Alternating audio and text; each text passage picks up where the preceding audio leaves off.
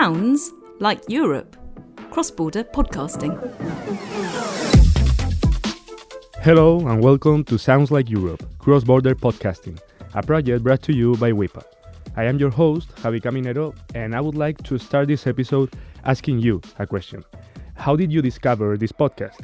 Some of you might have gotten here because you are very interested in cross-border projects. Maybe some of you simply wanted to know about the podcasting industry in Europe, or perhaps you read about this podcast in newsletters like Sonograma or Pod News. You can tell me and the WePod team on our socials at WePod Project. Personally speaking, whenever I find a new topic I want to learn about, which is usually stuff related to cinema, politics, or sports, I look for podcasts that talk about that topic and can be helpful for me. So many of the times I discover a new podcast I fancy, I get to it after actively looking for it. Other times I discover podcasts thanks to the recommendation of colleagues who have a trustworthy criterion. But I hardly ever start listening to a podcast thanks to reading about it on the newspaper or hearing something regarding that podcast on the news. So to discuss which are the best ways to discover new podcasts, I'm joined by Andrea de Cesco, Director of Chora Academy at Chora Media, our Italian partner in the WePod project, and founder of the first Italian newsletter dedicated to podcasts. Ciao, Andrea. Hi, Javi. Well, thank you for having me here. Tell me and the audience, Andrea, what's your story and how did your relationship with podcasts start? Well, I think that I always enjoy listening to stories. I remember that when I was a child, I loved to listen to my grandparents listening. But anyway, I think that thanks to my grandparents, I learned how nice can be to listen to stories and also to listen to other people's stories. And what is curious is that in the university, I decided to study a faculty, which is classics, in which you study, languages that you can't actually listen to. Well, anyway, when I started working as a journalist in Corriere della Sera, which is the main Italian newspaper, in 2019, I realized that something was happening around podcasting, but nobody, in Italy at least, was talking about it. And so I suggested my boss to create an online column, which back then I called Questioni d'Orecchio, to talk about podcasting, about news and new podcasts, etc. And after a while, I turned this online column into a newsletter, an independent newsletter, which actually was like something really good for me because right now almost all the jobs that I do, I'm a freelancer, are related to this newsletter. You started your newsletter, you said Questioni d'Orecchio, back in 2019. And now you have more than 4,000 subscribers. But tell me, how did everything related to this growth happen and when did it really start to grow? Well, yeah, actually, Questioni d'Orecchio right now has almost 5,000 subscribers. And it started growing thanks to word of mouth, I would say. Newsletters are like a very good instrument to create communities of people who share the same passions and the same interest. And so people started talking with other people, with friends and relatives, etc., about Questioni d'Orecchio. This was maybe the start of the growth of the newsletter, but for sure the newsletter more or less exploded when the podcasting market exploded. And when this happened, there wasn't any space in Italy that was really talking about podcasting from a journalistic point of view. and I was the only one doing that actually. And so for this reason, I think that many people that before that didn't notice the existence of my newsletter realized that actually there was a space where you could find information about what was happening in the podcast market. And the role of media like radio or TV is also very important when it comes to showing a podcast to its potential audience. And I believe that's what you're trying to accomplish on LiveGate Radio, right? Yeah. I have a kind of radio column every Tuesday afternoon in which I tell a story about podcasting, for example, the use of AI in podcasting, robocalls, deepfake, or what else? Whatever. Transcription in podcasting, etc. And after that, I also suggest a podcast to listen to. And before that, with LiveGate, I was doing a podcast which was called Parliamo di Podcast. I could translate like let's talk about podcasting. And after almost 2 years, they decided, but I think that it was a good idea to transform the podcast into this radio column in order to catch new kind of audiences. And I think that it was a great idea because in this way I'm not just talking to people that already listen to podcasts, but to new people that listen to radio but maybe didn't listen to podcasts before listening my radio column. And are there more spaces to talk about podcasts in Italian media? I'm referring mainly to TV or to radio stations. I mean, right now I think that almost every radio station in Italy is doing podcast, and there are also some radio stations that try to get people know not their own podcast but podcast by other people. For example, there is Radio 24, which sometimes broadcast podcast by independent podcasters, which is great. What about television? Well, I wouldn't say that in the Italian television you could find much about podcasting. But what's happening is that always more and more often you can find podcasters that turn into celebrities that are invited to talk at some talk show, for example. And I remember for sure that the first time that I saw an anchor woman talking about a podcast by Salvaggio Lucarelli, which is a very well-known Italian journalist, during a TV program on Sunday afternoon. And this was something that really surprised me because for sure it's great to have somebody talking about podcasting to an audience that maybe even doesn't know that podcast exists. So I think that this was a great opportunity for the podcasting industry. Here in Spain, just to let you and the audience know, La Ventana is Spain's most listened radio show in the afternoon, and there they have a weekly space to recommend new podcasts, which is conducted by my colleague Eugenio Viñas, and that's quite important and quite telling of how the podcasting industry is growing because, as I said, La Ventana is one of Spain's most listened radio shows. And apart from media like radio and TV, why would you say spaces like your newsletter are so important to find podcasts? Because we are in a moment where almost every big newspaper in the world has a newsletter dedicated exclusively to podcasts. Well, in Italy it's not exactly the same. No, there aren't newsletters like you mentioned, like the one of the Guardian or the one of El País.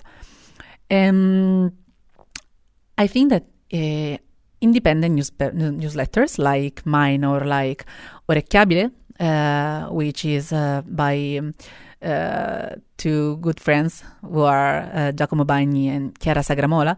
Well, I think that independent newsletters are really precious, first of all, because they're independent, and maybe this is, you sound a bit naive, but it's not. For example, I've never suggested a podcast just because somebody asked me to do it, and sometimes I can sound a little nasty for this, but I'm really proud of suggesting just things that for me are 100% valuable. And also often I try to suggest less mainstream podcasts, podcasts by independent podcasters, podcasts that maybe the big newspapers wouldn't suggest. And this is another point. And independent things, that's very, very important to give an opportunity to less known creators. And how do you get to them? Are you constantly listening and looking for new podcasts, or do people propose for you to listen to their podcast? Well, yes, actually I almost always listening to podcasts. Initially, what I was doing, I was writing to every podcaster or every podcast company that published something that I enjoyed.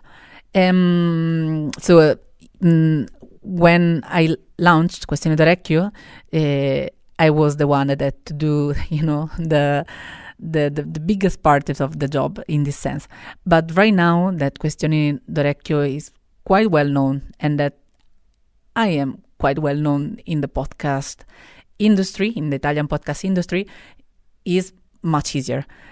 I still search for new podcasts on the podcast apps. I try to look through the social medias in order to find new conversation about new podcasts.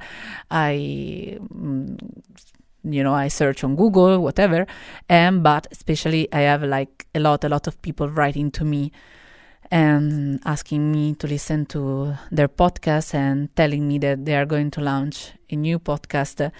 And I really like this. And I also love the relationship that I have built during the years with all this community of podcasters and people that work in the podcast field. And newsletters have become quite a big phenomenon when it comes to recommending and discovering new podcasts here in Spain, as I mentioned before, because we were on that newsletter when we released our first episode. El País has a weekly newsletter about podcasts called Sonograma. In the UK, The Guardian has also a big newsletter called Here. And in France, the newsletter of Podmast is very important as well for the podcasting industry. But I believe, Andrea, and you can tell me what you think about this, that USA is leading the way here with Pod News. Well, for sure, I think that everybody that is into podcasting reads or should read Pod News, because you could find almost all the important news about podcasting there. On the other side, Pod News is quite different from all the other newsletters that you have mentioned and that I read as well, because it doesn't have this personal aspect that I really enjoy when I read a newsletter. I really like to know something about the person that is writing. Since a newsletter is a kind of letter that is sent through email, I would like to be treated a bit like a friend that is receiving this newsletter. Anyway, Pod News has made an amazing job telling news about podcasting in USA and also in Asia. But probably if you are in Italy or in Spain, you prefer to read also newsletters that are more Spain-centric or Italian-centric. Advertising is also very important to make podcasts grow and, as a consequence, to discover new podcasts. But I can't really remember the last time that I saw an advert, at least here in Spain, about podcasts, if I have ever seen one. So are podcasts growing less than they should due to a lack of publicity? Oh my God, yeah. This is so important, and I think that this is something that podcasting really need. Right now, one of the main problem in the podcasting field is that the kind of people that get to know what a podcast is, first of all, and to listen to podcasts are always the same kind of people, people with high level of education, people that live in big cities, people quite young, even if the boomer generation is growing also among podcast listeners.